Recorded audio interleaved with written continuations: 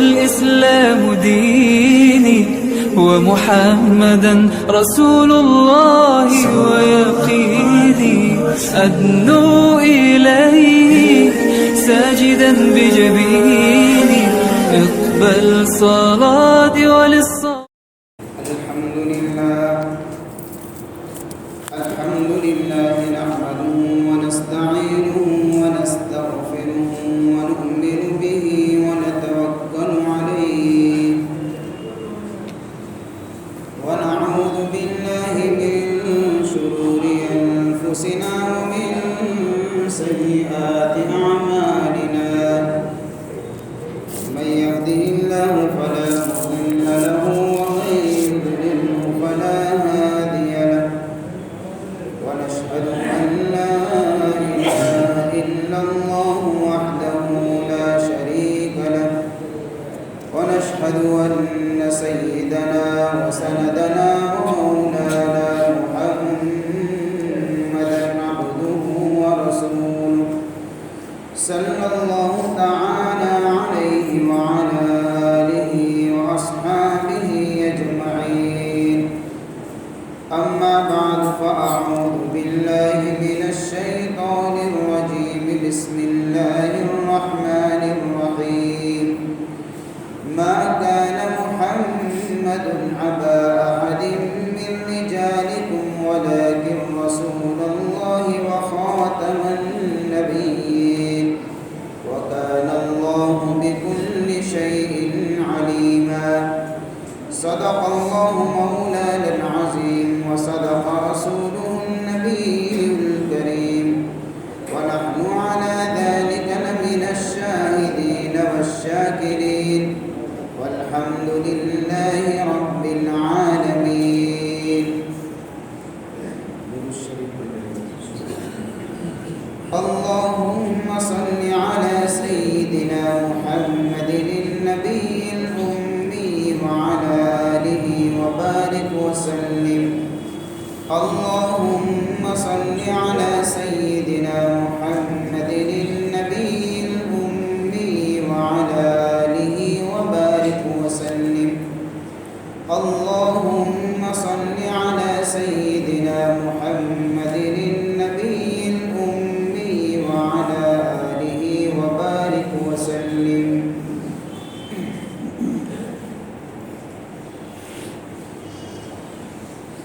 قابل قدر محترم دوست اور بزرگوں، درس سیرت کا سلسلہ چل رہا ہے. اس کا حصہ نمبر 6 ہے. آج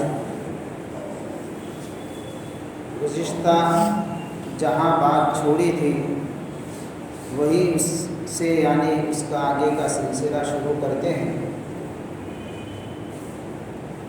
گزشتہ مجلس کے اندر آپ علیہ الصلوۃ والسلام کی ولادت باسعادت کے متعلق اور اس وقت جو حیرت انگیز جو واقعات پیش آئے ہیں اس کا ذکر ہوا. جب اللہ کے نبی صلی اللہ علیہ وسلم کی ولادت باسعادت ہوئی تو آپ صلی اللہ علیہ وسلم ماں کے پیٹ سے انتہائی صاف شفاف جسم کے ساتھ بھی دنیا میں تشریف لائے. یعنی آپ کے جسم مبارک کے اوپر کسی بھی طرح کی گندگی اور آلائش اور کوئی خراب چیز لگی ہوئی نہیں تھی.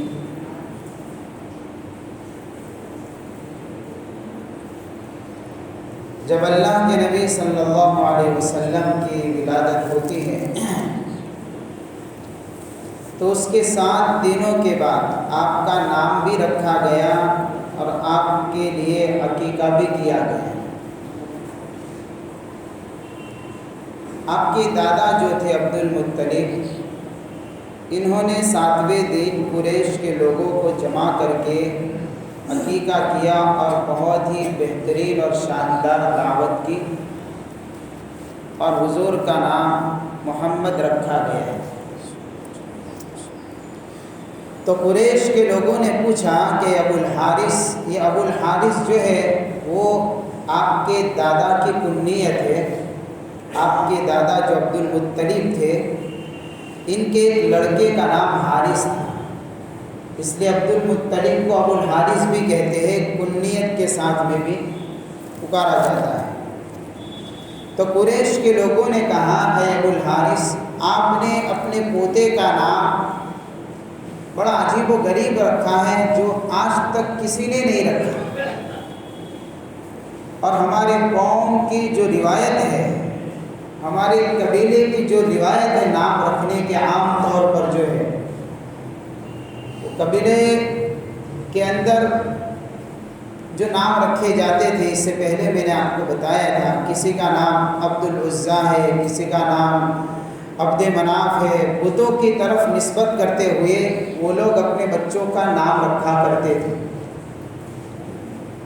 تو قریش کے لوگوں نے آپ کے دادا سے کہا کہ آپ نے اپنے قوم اور قبیلے کی روایت سے ہٹ کر ایسا عجیب نام رکھا ہے کہ وہ نام آج تک کسی نے رکھا ہی نہیں.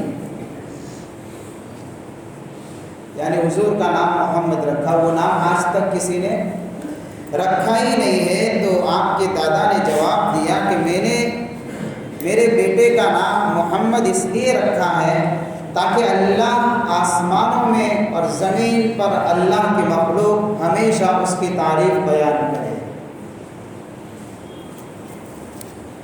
اس سلسلے میں سیرت نگار علماء کرام نے ایک واقعہ بھی بیان فرمایا ہے کہ حضور پاک صلی اللہ علیہ وسلم کی پیدائش سے پہلے آپ کے دادا نے خواب دیکھا تھا. وہ خواب یہ تھا کہ عبد المطلب کے پشت سے اور پیٹھ سے ایک زنجیر نکلتی ہے، اس کا ایک کنارہ آسمان پر ہے اور ایک کنارہ زمین پر ہے، ایک کنارہ مشرق کی طرف، ایک کنارہ مغرب کی طرف. اتنی لمبی چوڑی زنجیر، یعنی یہ خواب دیکھ رہے ہیں. تھوڑی دیر ہوتی ہے، اچانک سے یہ زنجیر ایک درخت بن جاتی ہے، اور اس درخت کے اوپر جو پتے لگے ہوتے ہیں، ہر پتے کے اوپر انتہائی نور نظر آتا ہے جو آفتاب کے نور سے 70 درجہ زائد نظر آتا ہے. اور کچھ لوگ ہیں کہ پھر اس درخت کی شاخوں سے لپٹے ہوئے ہیں، وہاں یعنی لٹک رہے ہیں، اس کو پکڑے ہوئے ہیں. جو لوگ درخت کی شاخوں کو پکڑے ہوئے تھے اس میں سے کچھ لوگ قریش کے بھی تھے اور کچھ دوسرے بھی تھے. اور کچھ قریش کے لوگ ایسے ہیں کہ وہ چاہتے ہیں کہ اس درخت کو کاٹ دے تو وہ قریب آتے ہیں. جب یہ لوگ درخت کو کاٹنے کے لیے قریب ہوتے ہیں تو ایک انتہائی حسین و جمیل نوجوان آتا ہے جو ان کو دھکا دے کر نکال دیتا ہے. یہ خواب دیکھتے ہیں عبد المطلب.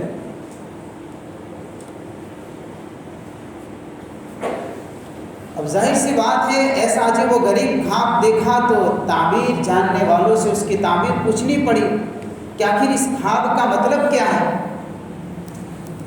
تو تعبیر جاننے والوں نے ان کو اس خواب کی تعبیر یہ بتائی کہ آپ کے نسل کے اندر سے ایک لڑکا پیدا ہوگا جو انتہائی حسین اور جمیل ہوگا، اور مشرق سے مغرب تک لوگ اس کی اتباع کریں گے، اور آسمان اور زمین کے اندر اس کی تعریفیں کی جائے گی.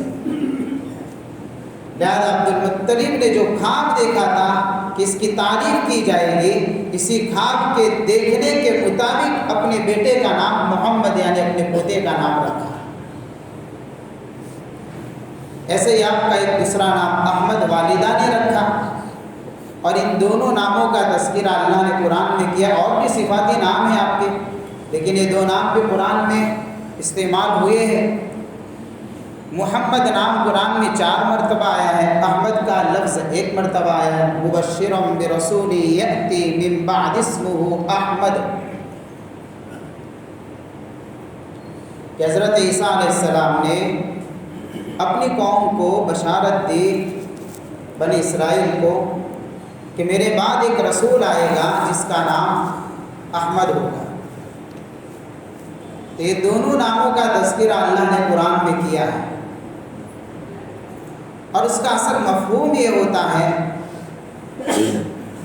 کہ محمد یعنی ایسی ہستی جس کے کمالات، جس کے محاسن، جس کے اوصاف اور جس کے فضائل اس اعلیٰ درجے پر پہنچے ہوئے ہو کہ ان سارے فضائل کو محبت اور عظمت کے ساتھ میں کثرت سے بار بار بیان کرنا، یہ محمد کا میننگ ہے۔ بار بار تعریف کرنا، یہ اسی کا مفہوم ہے۔ کسی کے محاسن کو دیکھ کر، کسی کے اخلاق کو دیکھ کر، کسی کے فضائل کو دیکھ کر اس کی تعریف کرنا، لیکن وہ تعریف ایک مرتبہ نہیں، بار بار کرنا۔ اور کیسے؟ کہ محبت اور عظمت کے ساتھ میں کرنا۔ احمد کا معنی بھی یہی ہوتا ہے جس کی تعریف کی جائے۔ آسمان اور زمین میں اللہ کے نبی صلی اللہ علیہ وسلم سے بڑھ کر کسی کی تعریف نہیں کی گئی۔ اور یہ معنی بھی ہوتا ہے کہ تعریف کرنے والا، تو اللہ کی تعریف کرنے والا حضور سے زیادہ کوئی نہیں ہے۔ جس انداز سے، جس طریقے سے اللہ نے حضور پاک صلی اللہ علیہ وسلم نے اللہ کی حمد و ثنا بیان فرمائی، اس لیے آپ کا نام محمد اور احمد رکھا گیا، اور آپ کی امت کو جو لقب ملا وہ حمادین ملا۔ اس لیے کہ حمادین کا معنی بھی یہی ہے کہ کثرت سے اللہ کی حمد و ثنا بیان کرنے والی امت۔ اور واقعتاً یہ ہے آپ نے اور آپ کی امت نے اللہ کی وہ حمد و ثنا بیان کی ہے کہ جو آج تک کسی نے نہیں کی ہے۔ پورے 24 گھنٹے کی دعاؤں کو لیں گے، ہر موقع کے اوپر حمد نظر آئے گی، اللہ کی تعریف نظر آئے گا، اللہ کا شکر نظر آئے گا۔ جہاں کام کا اختتام ہو، ختم ہو، فوراً الحمدللہ رب العالمین۔ کھانا کھا لیا، فوراً کہیے الحمدللہ۔ رات کو میٹھی نیند سو لیے، اٹھ گئے، فوراً کہیے الحمدللہ۔ سفر کر رہے، منزل مقصود تک آسانی کے ساتھ میں پہنچے، کہیے الحمدللہ۔ جنت والوں کا آخری کلام ہوگا الحمدللہ رب العالمین۔ اللہ نے دشمنوں کا خاتمہ کیا، کہیے الحمدللہ رب العالمین۔ ہر موقع کے اوپر اللہ کی طرف سے تعلیم ہے۔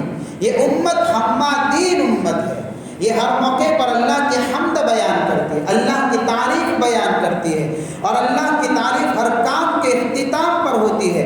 نماز ختم کی، کہیے سبحان ربک رب العزت عما یصفون وسلام علی المرسلین والحمد للہ رب العالمین۔ ہر موقع کے اوپر سکھایا ہے کلوا من رزق ربکم واشکروا لہ، اپنے رب کا رزق کھاؤ تو کہیے الحمدللہ۔ یہ لقب ہے ہر کام کے اختتام پر۔ تو اللہ تعالیٰ نے حضور پاک صلی اللہ علیہ وسلم کے لیے گویا کہ ایسے ناموں کا انتخاب کیا۔ علماء کرام نے لکھا ہے کہ عبد المطلب نے اور آپ کے والدہ نے آپ کا نام محمد اور احمد رکھا۔ یہ اللہ کی طرف سے ایک الہام تھا، یہ دل میں بات ڈالی گئی تھی ایسے، اس لیے حضور کے لیے ان ناموں کا انتخاب ہوا ہے، اتفاقی طور پر نہیں ہوا۔ جس طریقے سے آپ کے والد گرامی کا نام عبداللہ رکھا، آپ کے دادا نے حضور کے والد کا نام عبداللہ رکھا، اور میں نے اس وقت وہ روایت سنائی تھی کہ اللہ کے نزدیک ناموں میں سب سے زیادہ پسندیدہ نام یہ دو نام ہیں، ایک عبداللہ اور ایک عبد الرحمن۔ تو حضور کے والد کا نام عبداللہ رکھا، یہ الہام ربانی تھا۔ حضور کا نام بھی محمد اور احمد رکھا گیا، یہ رب کی طرف سے ایک طرح کا الہام تھا، اور اشارہ تھا اس کے اندر کہ اللہ کے حمد کام کے اخیر میں آتی ہے۔ آپ علیہ الصلوۃ والسلام کے اوپر وحی کا سلسلہ ختم، نبی کے اوپر وحی ختم، اب کوئی وحی کا سلسلہ آگے نہیں چلے گا، یہ آخری نبی ہے۔ نبوت حضور پر ختم، اب آپ کے بعد نبوت کا سلسلہ نہیں چلے گا۔ رسالت حضور پر ختم، آپ کے بعد رسالت نہیں چلے گی۔ آپ کے نام رکھنے میں بھی اشارہ ہے کہ حضور آخری نبی ہے، ساری تعریفیں اللہ کے لیے، اس لیے کہ حمد آخر میں آتی ہے، کام کے آخر میں آتی ہے حمد، تو گویا کہ یہ بھی اشارہ پایا جاتا ہے۔ اور بھی بہت سارے نام ہیں آپ علیہ الصلوۃ والسلام کے۔ ایک روایت میں آتا ہے اللہ کے نبی صلی اللہ علیہ وسلم نے ارشاد فرمایا، میرے 5 نام ہیں، میں محمد ہوں، میں احمد ہوں، میں ماہی ہوں، حاشر ہوں اور عاقب ہوں۔ ماہی اس کو کہتے ہیں جو کفر کو مٹانے والا، توحید کی روشنی کو جلانے والا۔ حضور سے بڑھ کر کون ہو سکتا ہے توحید کی دعوت دینے والا۔ میں حاشر ہوں، حاشر اس کو کہتے ہیں جس کے قدموں تلے اللہ حشر کے میدان کو قائم کریں گے، کل قیامت کا دن ہوگا، آپ علیہ الصلوۃ والسلام سب سے پہلے اپنے قبر سے اٹھیں گے اور آپ امام اور پیشوا ہوں گے، آپ کے ہاتھ میں جو جھنڈا دیا جائے گا اس جھنڈے کا نام بھی لواء الحمد ہوگا، سارے آپ کے پیچھے چلیں گے۔ حاشر میں عاقب ہوں، کس کو کہیں گے عاقب؟ کہ سب نبیوں کے اخیر میں آنے والا ہوں، اب میرے بعد نبوت کا سلسلہ نہیں، ختم ہو جائے۔ الغرض یہ تو حدیث پاک کے اندر آتے ہیں 5 نام، اس کا مطلب یہ نہیں ہے کہ حضور کے صرف 5 ہی نام ہیں، اور بھی بہت سارے نام ہیں آپ علیہ الصلوۃ والسلام کے جو بڑے یعنی کہ بہترین اور عجیب و غریب مفہوم اور معانی کو اپنے اندر چھپائے ہوئے ہیں۔ ہم اپنے بچوں کے جب نام رکھیں تو ایسے نام رکھیں، جدید ٹیکنالوجی کے اوپر نہ جایا کریں۔ میں بار بار کہتا ہوں گوگل کے جنگلوں کو چھاننے کی ضرورت نہیں ہے، وہاں نام نہیں ملیں گے، وہاں اچھی چیزیں نہیں ملیں گی، کچھ اچھی چیزیں بھی ہوا کرتی ہے، عجیب و غریب نام ہوتے ہیں ہمارے یہاں تو، یعنی کہ ابھی تصور مٹ چکا ہے، ختم ہو چکا ہے کہ اپنے بچوں کے نام ایسے رکھے جائے جہاں انبیاء کے نام ہوا کرتے تھے، صحابہ کے نام ہوا کرتے تھے، تابعین کے نام ہوا کرتے تھے، اب یہ تو تصور ہی مٹ چکا ہے۔ اب تو کچھ عجیب و غریب ہی نام چاہیے، پتہ نہیں وہ عجیب و غریب کی تفصیل بھی اگر نام لینے والا بتا دے تو سمجھ میں آئے گا وہ عجیب کیسا اور وہ غریب کیسا ہونا چاہیے نام، جو کسی کا بھی بھائی اس میں کیا ہے، اچھے نام رکھیے، اچھے اوصاف کا مالک بنے گا بچہ۔ ناموں کے بھی اثرات ہوا کرتے ہیں، نام برے ہوتے ہیں، مفہوم غلط نکلتا ہے، اس کا بھی اثر ہوا کرتا ہے۔ اس لیے یہ جو ایک نئی رسم چل پڑی ہے اس کو مٹائیے، یہ ضرورت نہیں ہے اس کی۔ ہم تو انہی ناموں کو رکھیں گے جو نام پہلے سے انبیاء کے ہیں، صحابہ کے ہیں، تابعین کے ہیں، اولیاء کے ہیں، بزرگوں کے ہیں، یہ نام سب سے آسان ہے، سب سے بہترین ہے، اچھے مفہوم والے ہیں۔ خیر، تو میں یہ بات کر رہا تھا کہ اللہ کے نبی صلی اللہ علیہ وسلم کے بھی ایسے اچھے بہت سارے نام ہیں، اور اس کے اندر کافی رموز اور معانی اور اس کے اندر کافی باریکیاں چھپی ہوئی ہیں، مستقل اس کے اوپر کتابیں چھپی ہوئی ہیں کہ کیسے اور کتنے نام اللہ کے نبی صلی اللہ علیہ وسلم کے۔ آپ علیہ الصلوۃ والسلام کا عقیقہ بھی کیا گیا۔ اللہ کے نبی صلی اللہ علیہ وسلم کو دودھ پلانے کا مسئلہ، ایک تو کتنی عورتوں نے آپ کو دودھ پلایا، ایک تو آپ کی والدہ ماجدہ نے دودھ پلایا شروع کے چند دن، 2-4 دن۔ پھر دوسرے نمبر پر جس عورت کا نام آتا ہے وہ ابو لہب کی آزاد کردہ باندی جس کا نام سویبہ ہے، ہم اس نام کو بولتے ہیں صوبیہ، یہ غلط نام ہے، صوبیہ نام نہیں آتا، اصل نام آتا ہے سویبہ، یہ اصل نام ہے، اسی نام کی بگڑی ہوئی شکل ہے جس کو صوبیہ کہا جاتا ہے، یہ بگڑا ہوا نام ہے۔ تو یہ ابو لہب کی آزاد کردہ باندی تھی سویبہ، انہوں نے دودھ پلایا، اور اس کی آزادی کا واقعہ بھی ایسا ہے۔ ابو لہب کی دشمنی کے واقعات تو بڑے مشہور ہیں، تبت یدا ابی لہب وتب کر کے اللہ نے تا قیامت اس کے اوپر لعنت برسائی ہے، ہمیشہ کی اس کے ناکامی کا اعلان ہوا ہے۔ لیکن جب اس نے حضور کی پیدائش کی خبر سنی اس خوشی کے اندر کہ میرے بھائی کے گھر کے اوپر لڑکے کی پیدائش ہوئی ہے، اپنے بھتیجے کی خوشی میں اس نے باندی کو آزاد کیا۔ اس کا یہ آزاد کرنا، یہ اس کی خوشی اس کو نجات نہیں دے گی، اس لیے کہ اس نے عملی طور پر حضور کے کلمے کا اقرار نہیں کیا ہے۔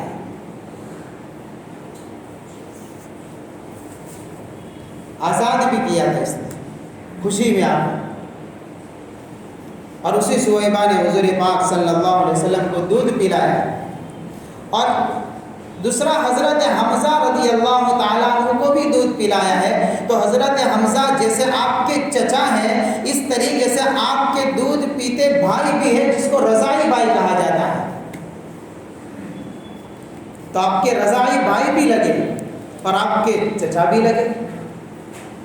اور تیسرے نمبر پر جنہوں نے دودھ پلایا حضور پاک صلی اللہ علیہ وسلم کو جس عورت نے، وہ حضرت حلیمہ سعدیہ رضی اللہ تعالی عنہا ہے۔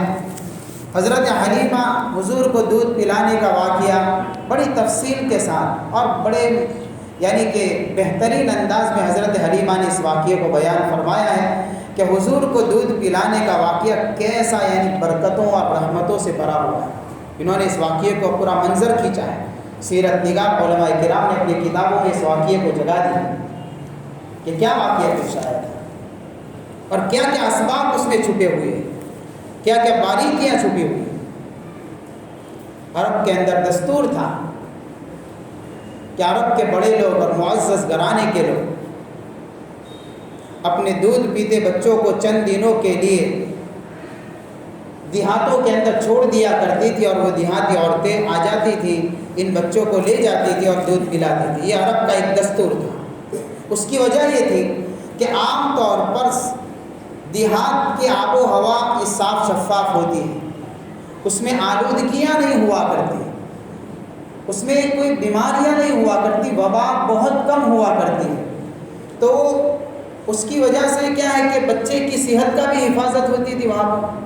اور اس زمانے کے اندر عرب کے جو دیہات ہوا کرتے تھے اس میں جو لینگویج بولی جاتی تھی، عربی لینگویج، وہ انتہائی فصاحت اور بلاغت والی بولی جاتی تھی۔ تو حضور کو وہ ماحول شروع سے ہی دیا گیا تاکہ آپ کی جسمانی تربیت بھی ہو اور آپ کی روحانیت کے اعتبار سے آپ کے اندر جو زبان آئے وہ انتہائی فصاحت اور بلاغت والی زبان آئے۔ اس لیے آپ کو بھی قبیلہ بنو سعد کے اندر بھیجا گیا۔ حضرت حلیمہ سعدیہ رضی اللہ تعالیٰ عنہ فرماتی ہیں کہ ہم چند عورتیں مل کر ایک مرتبہ مکہ مکرمہ تشریف لائی تاکہ ان لوگوں کے جو دودھ پیتے بچے ہیں ان کو ہم لے جائیں، اور اس کی وجہ سے کیا ہے کہ ہم کو کچھ معاوضہ ملے۔ اور جو عورتیں آئی تھیں وہ ساری کی ساری عورتیں بچوں کو دیکھتی دیکھتی حضور کو بھی دیکھتی، پتہ چلتا یہ تو یتیم ہے، اس لیے کہ حضور کے والد گرامی کا سایہ تو آپ کے دنیا میں تشریف لانے سے پہلے ہی اٹھ گیا تھا۔ لہذا جو بھی عورت حضور کو دیکھتی تو فوراً اس کے دل کے اندر ایک خیال آتا کہ اس یتیم کو دودھ پلائیں گے تو ہمیں اس کا بدل کہاں سے ملے گا، اس کا باپ تو ہے نہیں۔ لہذا واپس ہو جاتی، کوئی حضور کو لینے کے لیے تیار نہیں تھی۔ حضرت حلیمہ سعدیہ فرماتی ہے میں نے بھی جب دیکھا حضور کو کہ یتیم ہے تو میرے دل میں بھی وہی کشمکش، کیا معاوضہ ملے گا، اس کی خدمت کا جو حق جو ملنا چاہیے وہ ہم کو کیا ملے گا۔ لہذا تردد رہا لو یا نہ لو، لیکن کسی کو پتہ نہیں تھا کہ بظاہر یہ یتیم ہے، یہ یتیم نہیں تھے، یہ در یتیم تھے، یہ وہ ہستی تھی جس کے آگے اللہ قیصر و کسریٰ کے خزانوں کا ڈھیر لگانے والا تھا۔ اس کا حق الخدمت دنیا میں نہیں ملے گا، کسی کو پتہ نہیں تھا۔ جو اس بچے کی خدمت کرے گا اللہ اس کا معاوضہ آخرت میں دے گا۔ کوئی نہیں جانتا تھا، یہ بیک گراؤنڈ کوئی نہیں جانتا تھا، کوئی پہچان نہیں سکتا تھا کہ آخر کیا ماجرا ہے۔ حضرت حلیمہ اسی کشمکش میں اچانک سے دل میں ایک شدید تقاضا پیدا ہوتا ہے، کچھ بھی ہو جائے یتیم کو لینا چاہیے۔ یہ صرف یتیم نہیں، در یتیم ہے۔ اس بچے کو لے کر رہوں گی، اپنے اندر کے دل کا پختہ ارادے کا اظہار اپنے شوہر کے سامنے کیا۔ شوہر بھی ساتھ میں تھے۔ حضرت حلیمہ کے شوہر کہتے لینا چاہتی ہو تو کوئی حرج نہیں۔ حضرت حلیمہ نے اپنے شوہر سے کہا کہ مجھے اللہ کی ذات سے امید ہے۔ یہ جملہ کہا ہے، یہ ہمارے لیے بہت بڑا سبق ہے میرے بھائی۔ مجھے اللہ کی ذات سے امید ہے، اس در یتیم کو جب میں لوں گی تو اللہ برکتوں کا نزول فرمائے گا۔ یہ برکت کیا ہے؟ برکت اور کثرت الگ الگ چیزیں ہیں دو۔ برکت ایسی خیر کو کہتے ہیں جو سیدھا اللہ آسمان سے اتارے اور اس کا ظاہری سبب کوئی نظر نہ آئے۔ یہ برکت کا مفہوم علماء نے بیان فرمایا ہے۔ 1,00,000 کے ڈبل ہو جائے تو ایک کثرت تو ہے، اس میں برکت ہے کہ نہیں یہ پتہ نہیں۔ 2 کے ڈبل 4 ہو جائے، کثرت تو ہو گئی، برکت ہے کہ نہیں؟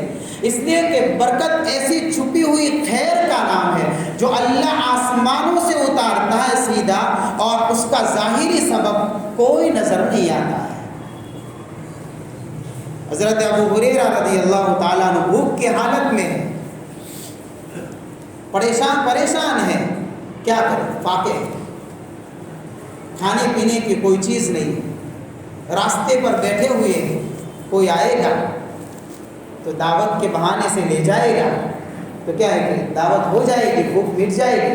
صدیق اکبر آتے ہیں، مسئلہ حل نہیں ہوتا۔ حضرت عمر فاروق رضی اللہ تعالیٰ عنہ آتے ہیں، مسئلہ حل نہیں ہوتا۔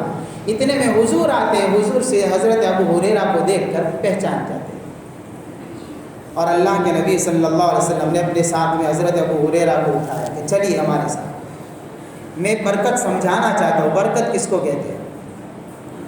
گھر پر جا کر اللہ کے نبی صلی اللہ علیہ وسلم نے پوچھا کہ کچھ ہے؟ کہ ہاں، کہ ایک جگہ سے حضور کے لیے دودھ بطور ہدیے کے آیا ہے، ایک پیالہ ہے۔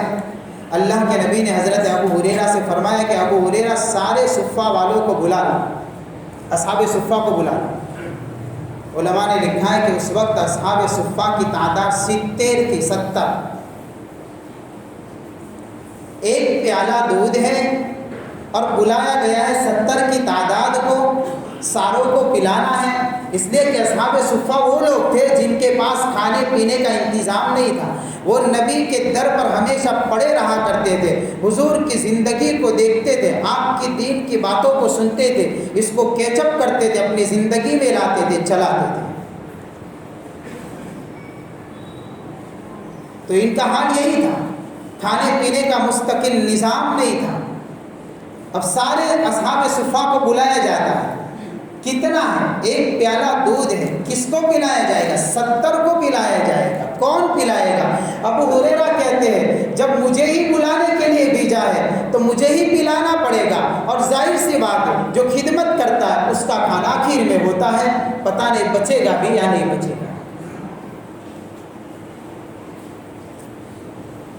سارے صفہ کو، اصحاب صفہ کو بلا کر لاتے ہیں۔ اللہ کے نبی نے وہی حکم فرمایا حضرت ابو ہریرہ سے پلاؤ سب کو پلا رہے ہیں، ہر ایک پیٹ بھر کر پی رہے ہیں،